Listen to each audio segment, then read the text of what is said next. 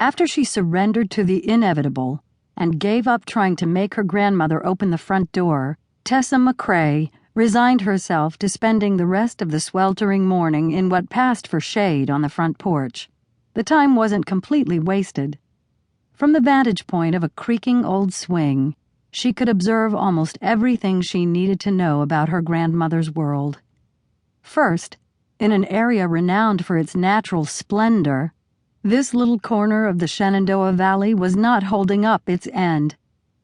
The evaluation was interrupted by the screech of a window being wrenched open just above her. "You still down there, missy?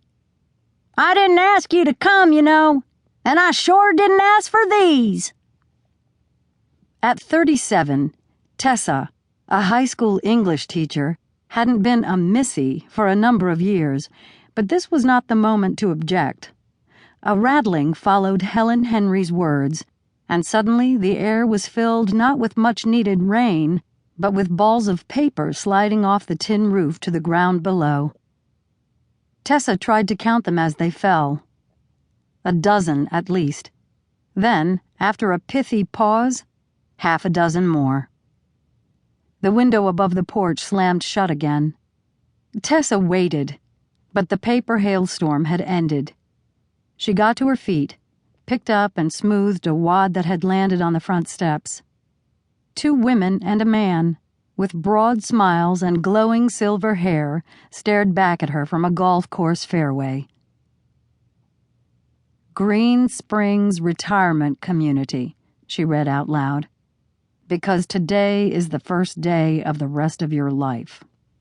Crumpling the page in her fist, she wondered how many similar brochures her mother, Nancy Whitlock, had sent Helen during the past weeks.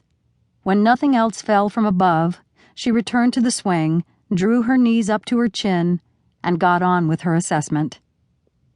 On her drive to the small town of Tom's Brook, Tessa had been charmed, as always, by the magnificent blue-green sweep of mountains, the Queen Anne's lace and wild chicory blooming by the roadside, the placid, heat-hypnotized cattle and horses dotting Virginia's hillsides and meadows. But that was a panorama, a rural still life, and unfortunately, her grandmother's farm, which was baking under an unrelenting sun, was something else altogether. The drought that had affected the entire area had been particularly bad here. Corn was not going to be knee-high by the 4th of July, which was only 3 days away.